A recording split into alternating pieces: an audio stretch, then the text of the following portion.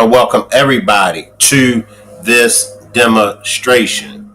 Why didn't Nia Wilson stabbing get the same attention as IRYNA ZARUTSKA? Salute to the chat. Salute to all of my moderators. Salute to the replay game. Let me read this copyright disclaimer before we jump into this demonstration. Copyright disclaimer under section 107 of the Copyright Act of 1976. Allowance is made for fair use for purposes such as criticism, comment, news reporting, scholarship, and research. What that means is that everything that you hear in this demonstration is for entertainment and educational purposes only. Now, the $1 million question is this. A black man took the life of a white female on a Charlotte light rail car, right? It was publicized. It immediately got worldwide attention. They even have a bill, IRYNA's law, House Bill 307, that's in motion right now to being passed by the House, right? Now, we saw the footage of the black man taking the life of the white woman.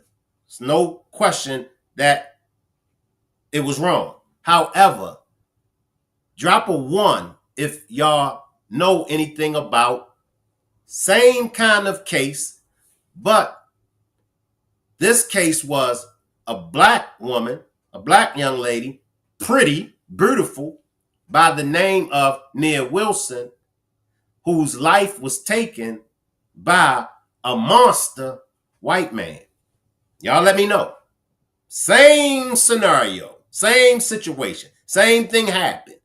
The only difference, one case, it was a black man taking the life of a beautiful white woman on the train. The other case, it was a white man taking the life of a beautiful black woman on a subway. Let's tap into this. And as I can see, many of y'all have never heard of the Nia Wilson case, but y'all let me know. The latest now on the murder of an 18-year-old black woman in Oakland, California. Nia Wilson and her sister were both stabbed while waiting for a train. Nia did not survive. The attacker is now facing charges. He's white. Social media has exploded with anger over how police have handled the case. The hashtag #SayHerName has gone viral.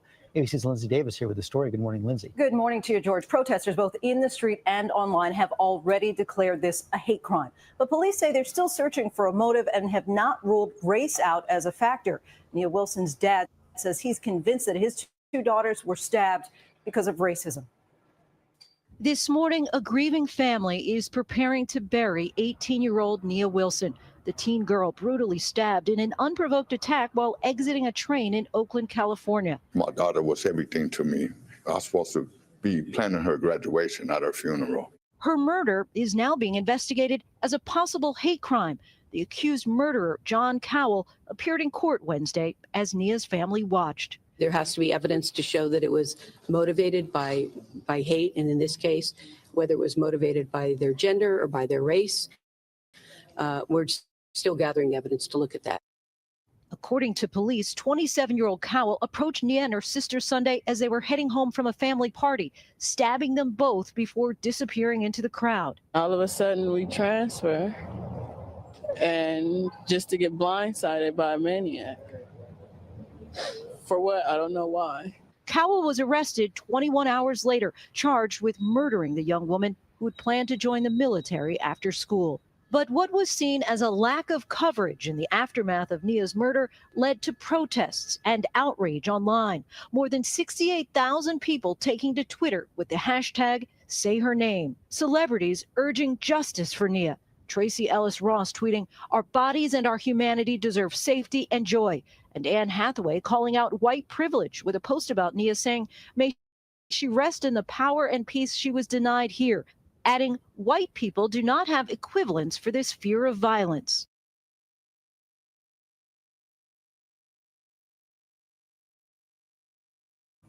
Let me stop it right here and let me entertain my chat for a minute. I haven't seen this case. Oh yeah, I heard about that.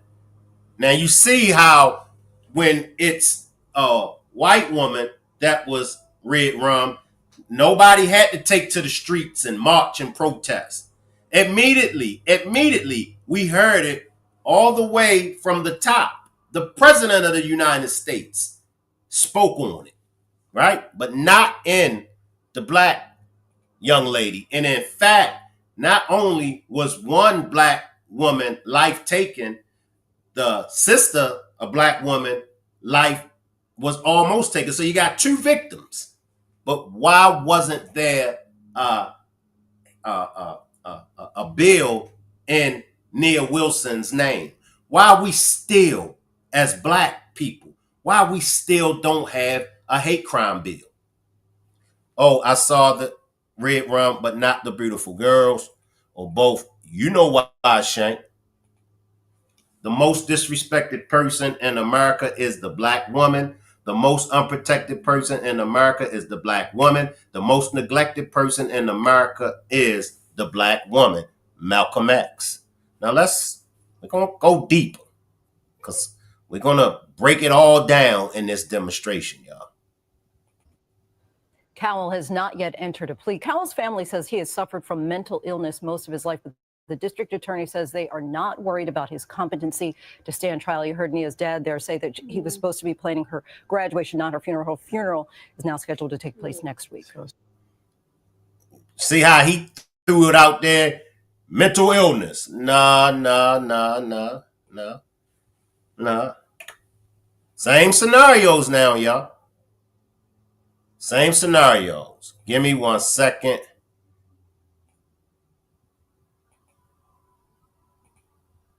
Give me 1 second while we go to the breakdown.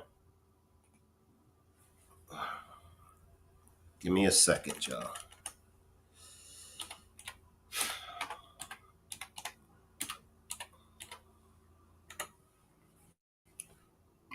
Excuse me. All right.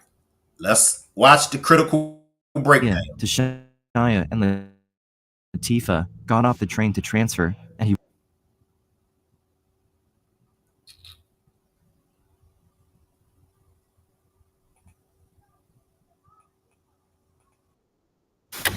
pay attention to the man in the white and gray hoodie. He walks off the train, pulling his hood down and taking off his sunglasses.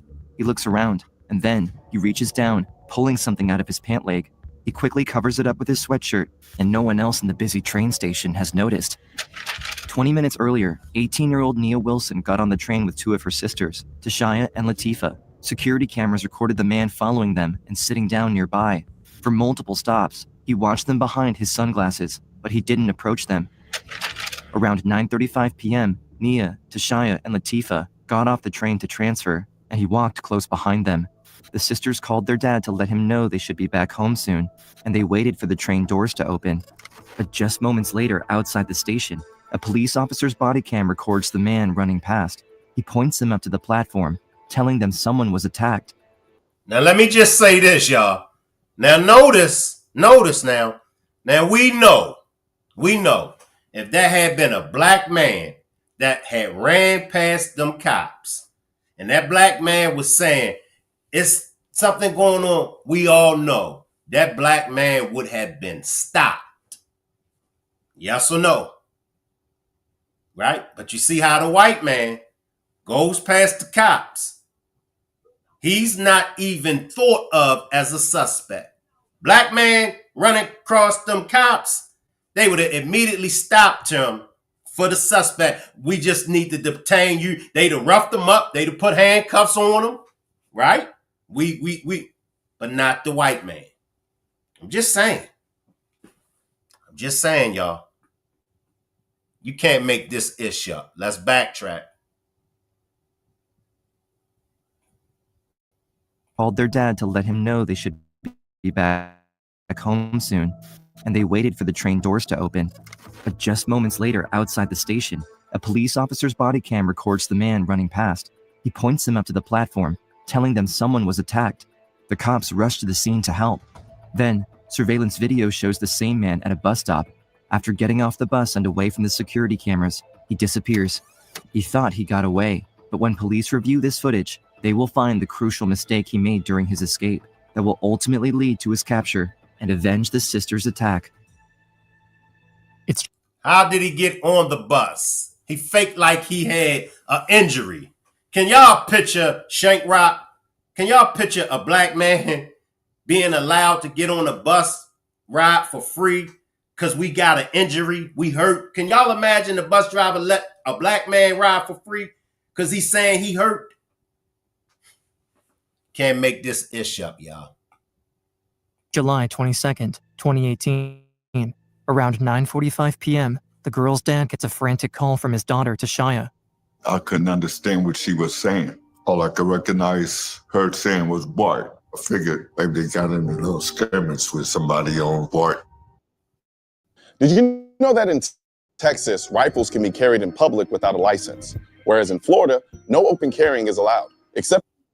Unsure of what he'll find, he rushes to the car right away and drives to the MacArthur BART station, or Bay Area Rapid Transit. All he knows is that his girls are in trouble, but what he sees there is worse than he could ever imagine. When I got there, I see a bunch of ambulance and police. I see them loading Latifah in the ambulance. I see blood dripping down her arm, and I asked her what happened. She just said, go check on Nia. I turn around, I run up the stairs at Bart, and I see my daughter's body. It's the hardest thing I ever experienced in my life. Seeing my baby dead. It's impossible for Nia's dad to wrap his head around what he's seeing. In less than 3 minutes from when she was stabbed in the neck, Nia has died. Her dad also has the heartbreaking task of calling her mom, Alicia. When she hears what happened, Alicia is shattered. In disbelief, she leaves her home in Sacramento and heads for Oakland right away. It was like the longest, quietest, because, I kept on waiting on them to call back and say she okay.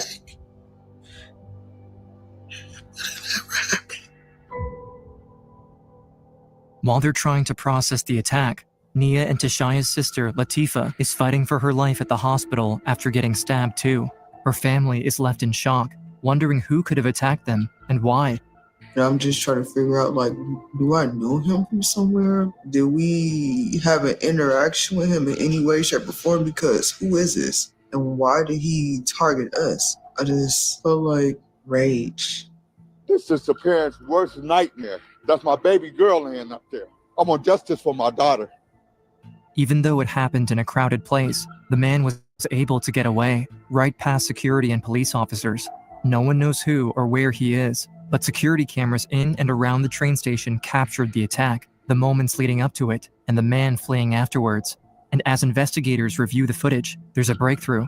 In the video, the man can be seen inside a nearby parking structure, leaving his backpack behind before running out to the bus stop. Within hours of the attack, police find the bag.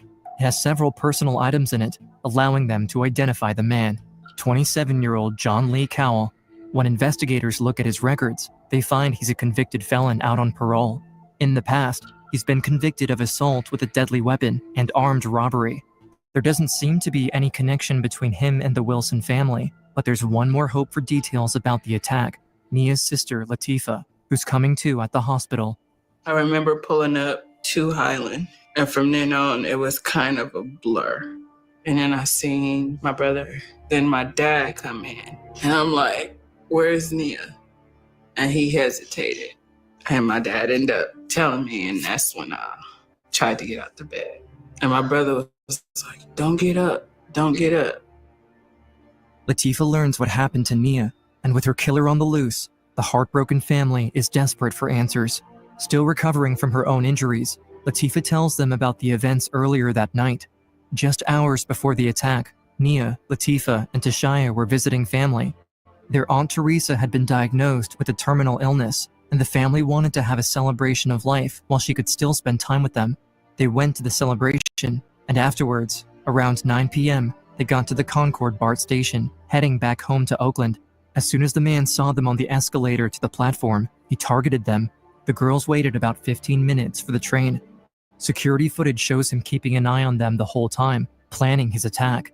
When they walked towards the doors. The stranger put on a hoodie, grabbed his backpack, and followed them. He entered the train, sitting down near the sisters.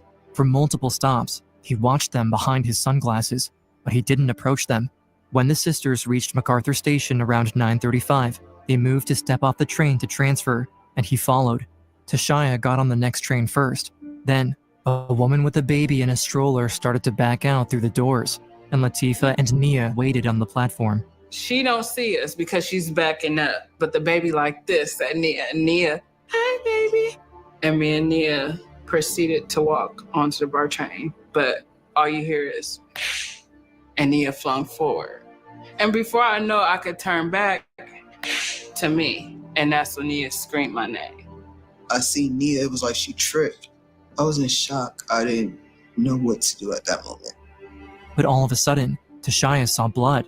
Nia was stabbed twice in the neck, and Latifah, who was standing next to her on the platform, was stabbed too before the attacker fled. The doors had closed and then they had reopened, and then I started screaming, trying to go find help. I believe an officer came and talked to me. I was just like, go help my sister, just make sure she's okay. As we can see, it's definitely a difference when a pretty white girl gets stabbed by a black man, when a pretty black girl gets stabbed by a white man. We see it. And everybody, and y'all know, I was at the vigil for IRYNA. I was there. And I was out there. Because I feel like whether a black man unalived a white woman or a white man unalived a black woman, I felt that I needed to be there. However, we just want the same justice for black people. We want the same justice for black females that white females get. And we see it over and over again. The president, and this happened, I believe, 5 years. I'll get the exact date when it happened. But this happened years ago. This ain't nothing new. Appreciate you being, appreciate the gifted membership. If you received the gifted membership from Shay C, please thank her for receiving your gifted membership. It's sad. Like, y'all see the footage. He watching them. He's watching them. How long was he watching them? How did he know? But y'all see what I'm saying? We're not safe. It's so messed up when you're not safe. It's mind-boggling. Like, somebody could be watching us right now. Somebody could be watching me right now, planning my death an hour from now. Somebody could be watching y'all right now, planning your death an hour from now.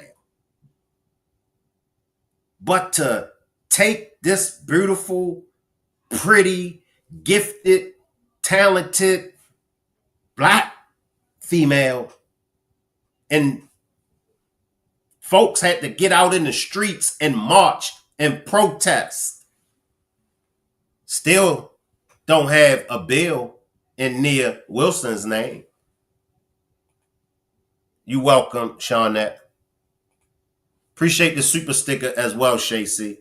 Can I get everybody to throw up some prayer hands for Nia Wilson and her family? Also, make sure we hashtag justice for Nia Wilson. Moderators and the Rock Squad, y'all already know what to do with the trolls. Handle the trolls accordingly to however y'all want to handle them trolls. The woman with the stroller quickly threw her baby's blanket over Nia's neck, and Latifah pressed it against her, desperately trying to slow the bleeding and save her sister. And all I could think of is like, apply pressure. I'm not knowing if I'm hurting her. I'm not knowing if I'm making it. And then I turned around and the security guard just grabbed me. It was like, you've been stabbed too. The security guard pulled her away. But Latifah didn't care about her own injuries. All she could think about in that moment was her sister. I still feel that guilt of I couldn't save her. She just yelled my name. Tifa, Tifa, Tifa. And what did you say to her in those final moments as you were with her? I love her. And we're gonna get through this. And I said, I got you, baby, I got you. You're my baby sister. Latifah and Tashaya would do anything to catch the man who took their little sister away from them. Before her death, Nia had worried about the possibility that she or her loved ones might someday be attacked solely because of their race. She had told her family that if something like this ever happened to her, she wanted them to keep fighting to hold the attacker accountable. Now, facing Nia's fears coming true, her family refuses to let her killer get away with it. Nearly 12 hours after the attack, there's renewed hope of bringing the man to justice when police share his photo and information with the public. He is a violent felon who is currently on parole, and we currently have an active arrest warrant for his arrest for the murder of Nia. Suspect, same as the black suspect in the IRYNA case. Violent offender. Shouldn't have been on the streets. Appreciate this super sticker, Mary. And if you would like to help me reach my goal of 15 super stickers or super chats, just click on the $ symbol and purchase a super sticker or super chat. Violent offender. Out on the streets when he shouldn't have been out on the streets.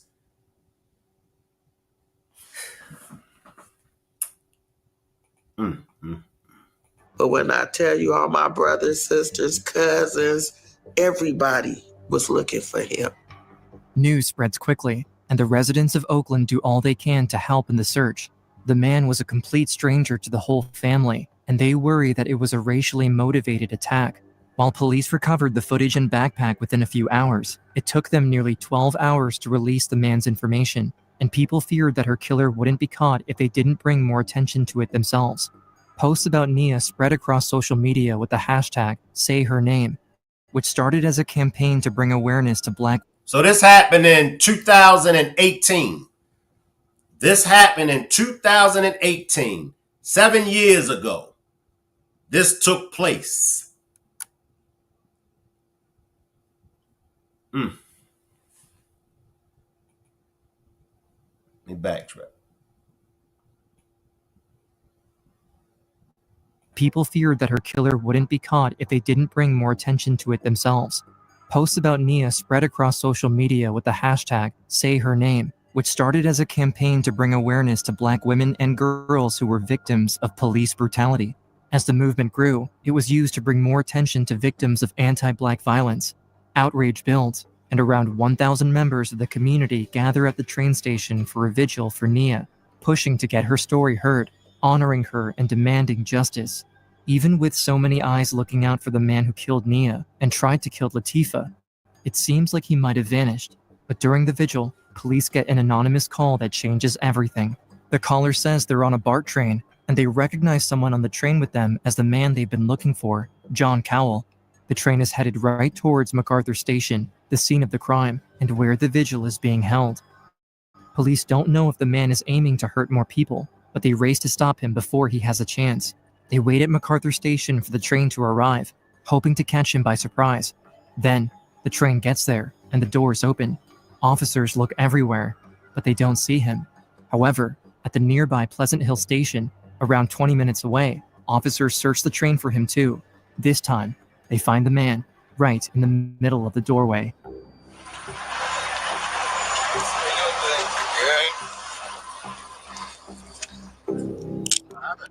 Tell you in a minute.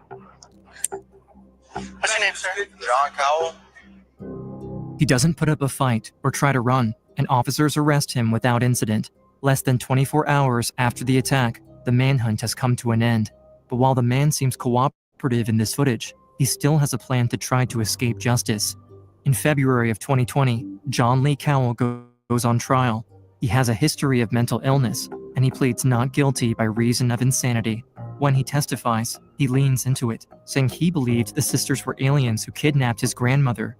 He just made a mockery out of it, like the things he was talking about up there because he wanted to play crazy. At one point, I intended to play the video to demonstrate that he knew what he was doing. He started screaming, yelling, cussing at me, telling me that I knew he was innocent, and simply disrupting the courtroom.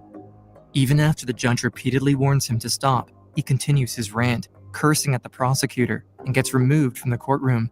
The security footage from the night of the stabbing makes it clear he had a plan to attack and escape, even having a backup outfit to change into afterwards. He targeted the sisters instead of anyone else at the station, and the prosecution considers charging Cowell with a hate crime as well.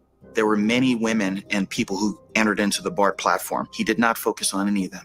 As soon as he saw 3 young African-American women, he fixated on them, and every indication, every angle of the surveillance makes that very clear. While he was in custody, he went out of his way to engage an African-American deputy and proceeded to call her lots of racial slurs as well. There's no doubt in my mind that the assault was racially motivated. You killed her because of her skin. You didn't kill her for anything else. But with how difficult it would be to prove it was a hate crime, District Attorney Butch Ford recommends seeking premeditated murder and the special circumstance of lying in wait because he watched and followed them onto the train before attacking at the station. The family agrees, hoping to send him to jail for the rest of his life. And as Ford reviews the phone calls Cowell made while in custody, he makes a breakthrough. Mr. Cowell is happy to speak to his mental health caregivers because Mr. Cowell had mental health issues. There's no disputing that. But he also was forthcoming that he needed to stop taking his medication so that he could appear more crazy when the trial started. I don't want to be the one. What is mental illness? What is mental illness? Would anyone like to join me on the panel and explain to me what is mental illness? Appreciate this super sticker, Charlotte.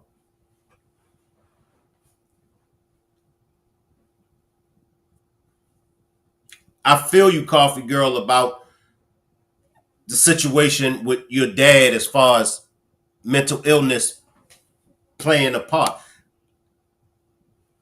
What's mental illness? And I've went over this several times, but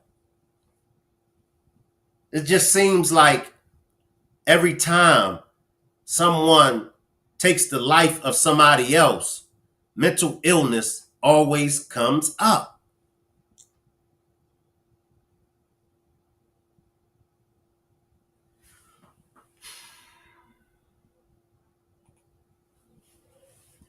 In my opinion, mental illness is a mental disease that alters your way of thinking to where you have to take medication. But that dude didn't seem crazy because he knew what he was doing. Facts. Y'all saw how he planned it. And I'm so glad that it was all of that video footage. You see how he planned it. I'm glad that they charged him with the first degree because it was definitely premeditated. He planned it.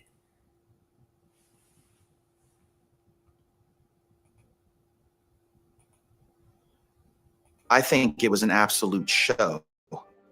During the trial, he tries to play up the idea that he can't control himself and doesn't know what he's doing, but the judge isn't fooled by his antics, ruling that he was sane at the time of the attack.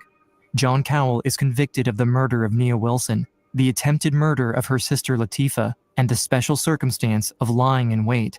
He is sentenced to life in prison without parole. With him behind bars for the rest of his life, Nia's family can finally start to move on with theirs. Spend the rest of his life in prison. So I really think justice was served. And I know Nia smiling down on her family, her sisters and friends, all her loved ones, the community. I know she can rest in peace. But while her family knows the man won't be able to hurt anyone again, it's a bittersweet moment. Now that the trial is over, they struggle to move on, grieving the tragic loss and reality of life without Nia. It's still a shock and overwhelming. Parts of me don't want to believe what's going on, and parts of me have to face reality. It was just something that I couldn't believe, you know. I couldn't sleep, couldn't eat. Messed around and had a stroke. I don't speak too clear. I have limited use of my right side. While it's a long, healing journey, Nia's family members each have their own ways of finding the strength to keep going. My dogs keep me up. We have a husky. She's very spoiled and she made me take her out for walks. She keep me going. She's my therapy. Nia's sisters still grapple with the guilt of surviving the attack, but with the help of therapy, meditation, and loved ones, Tashaya and Latifa are able to find themselves again. They know Nia would do anything to make them happy, and they see how her story spreads, impacting people across the country. The community comes together because of her, with hundreds of people showing up to her funeral. She was dressed in gold and white, had a white casket. They gave her a carriage ride, released doves. It was beautiful. The name Nia comes from the Swahili word purpose. Nia's purpose lives on through others after her death. She was passionate about fighting for equal rights. She constantly put others ahead of herself, spreading kindness and compassion wherever she went. Why it always happened to the good ones, y'all. The fact that he stalked them is very scary. Why does it happen to the good ones? And I know. But I still have to ask why. Apparently, it's doing whatever the hell you want than saying I'm mentally ill because I don't agree with what you say I should do. Yeah, that. Then again, I'm still bitter, so don't ask me. Just like IRYNA, Nia didn't deserve to lose her life to this monster. I like, why do this to women, females that can't protect themselves? She didn't have a fighting chance. You twice her size. You a man, she a female. You used a weapon. Like, what is it that you got out of this? Was it a rush? Was it a fantasy? Did you fantasize of taking a black female's life? What? She couldn't defend herself. That's a coward. That's a chump. That's a sucker. You know, I can't grasp it. Like, what's really good? I see you, blessed to be. I just wanted to speak back to the books. I appreciate you. Like,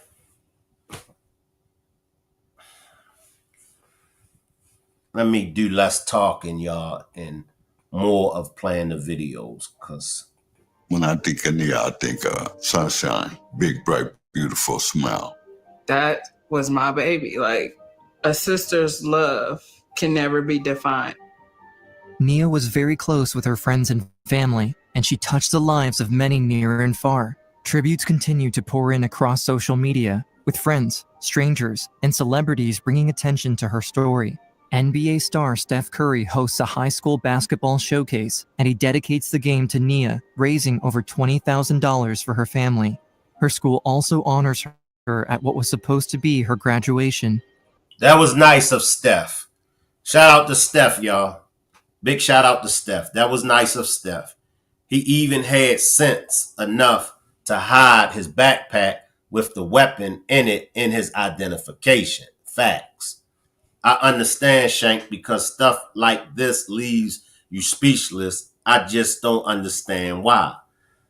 You know, and I said to myself, I said, Shank, I said, you know, when you feel like you're ready to cuss, when you get frustrated, just calm down, take a deep breath, think for 5 seconds, and then just go to a video clip. You know, because let me jump to the video clip, y'all.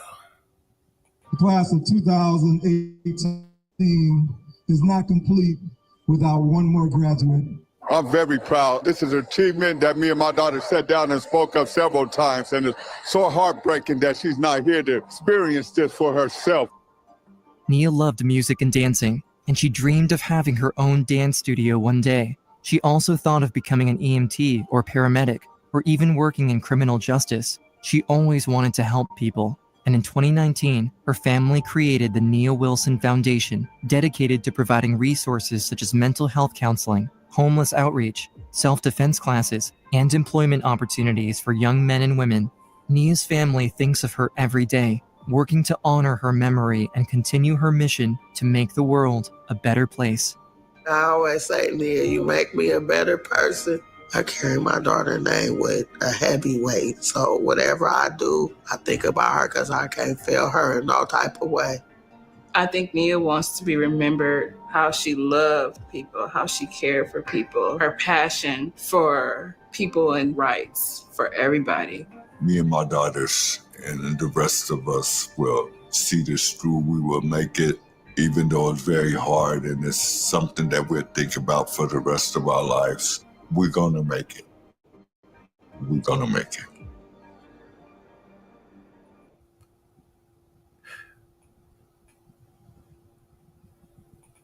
Sad, y'all. Let me grab some comments from the chat, y'all. I understand, Shank, because stuff like this leaves you speechless. I just don't understand why. He thought his white privilege would get him off. And you know, you got a lot of them. They crash dummies. They crash out dummies. You know, because we already know what he's going to do when he go to prison. He's going to join a white supremacist group. He's going to join an Aryan nation while he's in prison. That's the only way he's going to be able to survive. And then some of them won't even accept of him. Most of them will, but you do got a small percentage of those white supremacist groups that won't even accept him for doing what he done. But, you know, that's all he's going to do so he can be protected.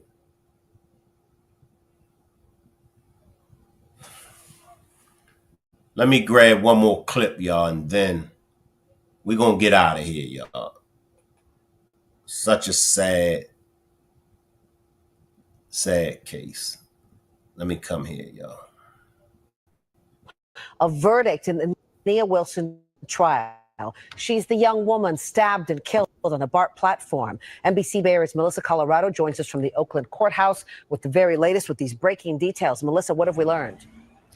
Jess, a lot of happy tears in that courtroom, a lot of relief. That is how the family members of Nia Wilson described the moment they heard that unanimous verdict from the jury. And you could tell it was a bittersweet moment for these family members who have been there in the courtroom practically every single day. They know this guilty verdict is not going to bring Nia Wilson back, their 18-year-old daughter, sister, but they know that this is going to bring them one step closer to closure. And it really did not take a lot of time for these 12 jurors to reach a unanimous decision. Less than 90 minutes ago, the jury convicted John Lee Cowell of first-degree murder in the fatal stabbing of 18-year-old Nia Wilson. Wilson was stabbed in the neck as she was getting off a BART train at the MacArthur station in Oakland back in July of 2018. Video shown in court showed the gruesome stabbing caught on tape by BART security cameras. The jury also found Cowell guilty of attempted murder for stabbing Nia's sister, Latifah.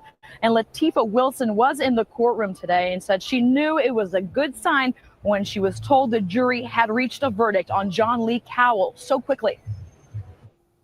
It's overwhelming.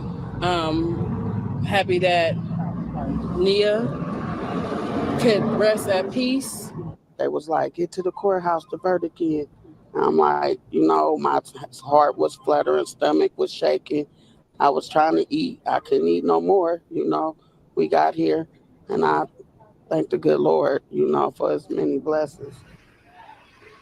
And our cameras caught this pretty remarkable moment. The family broke out in cheers outside of this courthouse in Oakland when they chanted Nia's name over and over again. You can just see the happiness, but also a very bittersweet emotion on the faces of the family members of Nia Wilson. The jury also convicted Cowell of the special circumstances of lying in wait, which could make him eligible for life in prison without the possibility of parole. And Here's what's happening tomorrow. The jurors and the judge must now determine if Cowell is sane enough to be sentenced. And we know that is going to be happening. It's going to be part of a hearing happening here tomorrow afternoon. I think he should have got the death penalty. My honest opinion, y'all, I think he should have got the death penalty. How many of y'all think he should have got the death penalty? Drop a 1. Drop a 1 if you think he should have got the death penalty. Drop a 2 if you say, nah, he shouldn't have got it. Because in the IRYNA case with the black man, the death penalty is on the table for him. Same kind of crimes, y'all.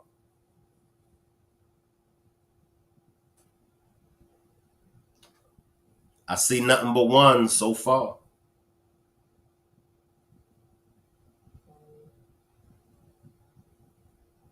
Y'all know I've been in deep meditation, and y'all know it's so bad that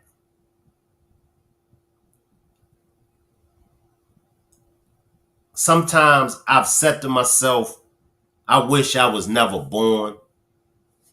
That happened in California, Coffee Girl. Has any of you all felt like that lately? Drop a 3. Drop a 3 if you felt like that lately. I feel like I wish I was never born, because I wouldn't have brought my kids into this world. I wouldn't have been able to see all this madness. Like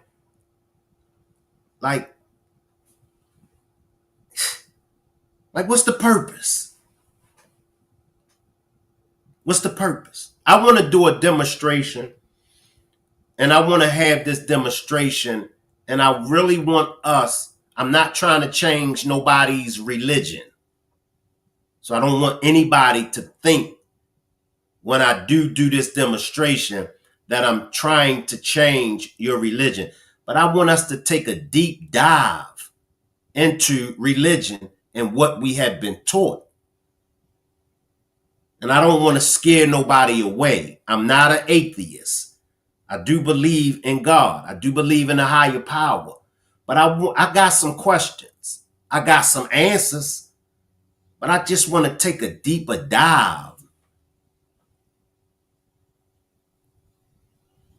Something ain't right. Something ain't right. I wish I didn't know some of the info I knew. You feel me, Coffee Girl? It's like, and maybe that's why they say, well, I used to always hear we couldn't stand the truth. We wouldn't be able to bear the truth. If they gave us the truth, we wouldn't be able to bear it. Because I know about that much. I always talk about the little bit that I do know. And the little bit that I do know, it's mind-boggling.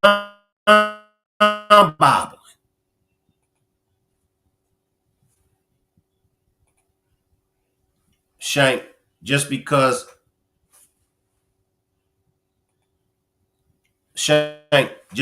you're atheist doesn't mean you don't believe in God. One, they don't serve the same God we serve. And Shank, we don't only have ourselves to worry about. You have to worry about every day when our kids walk out the doors. It's a life of worry because of all the things that's going on in this world. That's facts. That's facts. Yachty and Shank, that makes me sad. I'm so happy y'all are here. I'm happy that you're here too, Coffee Girl. Because, you know, when I built the platform and I come up with the platform, I wanted it to be a platform where everybody could share how they feel. Everybody could share their beliefs. Everybody could share their opinions without being judged and without being outcast. You know, because if you got a majority of people that believe a certain way, and then you have a minority of people, you know, and the majority sometimes can make the minority feel ashamed or feel some kind of way. And that prevents or prohibit the minority with expressing how they really feel, you know? And then, like, at the same time, I don't want to scare nobody off because, you know, I've been in conversations with people that have closed minds, and they only they only focus in on what they believe. Anything else, they don't even want to hear it. And they'll, you know, I don't got time for this. I got to get away from you. Their interpretation of the Bible is not how we interpret it. I'm just glad that we all amongst each other and, you know, we can share our thoughts. We can share our opinions. I just hate this world the way it is, and it makes me feel like I want out sometimes. I'm the same way, Yachty. Now, I would never take my life, but to be honest with y'all, I live a boring life. I live a very boring life. What you see is what you get. If I'm not on the platform, I'm watching TV. I'm looking over these different cases, you know, because I don't want to be out and about. I don't want to be in these public environments. I just don't want to be around people. You know, honestly, it sounds like you're experiencing growth from who you used to be. You question old things, maybe a good thing. And honestly, Coffee Girl, I think it's a good thing. I think the journey, I think the path that I'm on, I think it's a good journey. You know, because I was never the one that you could just run no BS by. I'ma listen. You know, I'ma listen to you. You know, and I might even say, yeah, I feel you. I might even say, knowing all along it's a bunch of BS. So I was never one that you could really run no BS by.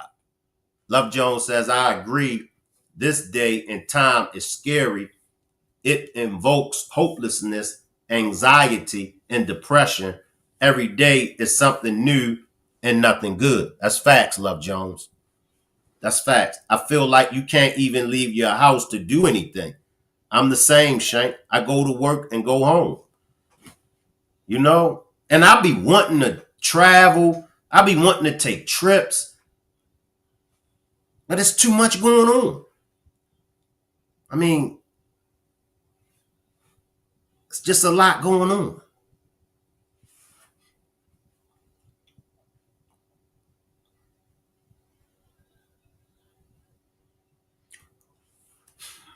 I appreciate everybody for pulling up.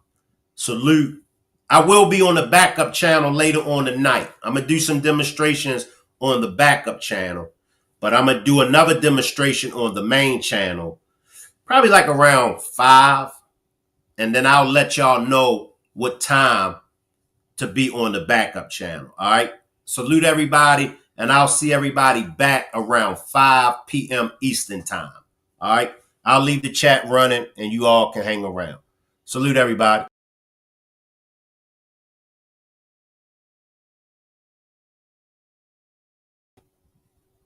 Let me grab these last comments real quick because I ain't grabbed one from Triggered Talk. Let me grab this real quick. I'm a living witness that there is a God and he's definitely real. I've been in a situation that no one could save me but God. That day he proved to me he was real. Yes, that's where I'm at. I've been that way for years. To 2015. You do realize you can your platform to help our people from the safety of your home. You could be a black bald-headed Charlie Kirk. There go one of my most top troublemakers. If but you're right though, Coffee Girl, you're right. But you know what though, Coffee Girl? Even with my platform, sometimes I be like, I don't want to do this no more. And then it always come to me, Shank, you're not doing the platform. You didn't create the platform for yourself. You're doing the platform for others. You created platform for others to have a voice and bring their opinion. So it's bigger than you, Shank. Have a good afternoon, everyone. And now, appreciate you for pulling up with me. Look, you know I can't pronounce your name, Marionette. Appreciate you for pulling up with us, Marionette. But salute, and I'll see everybody back at 5. Keep doing what you do. You are great at it. Appreciate you. I'll see y'all.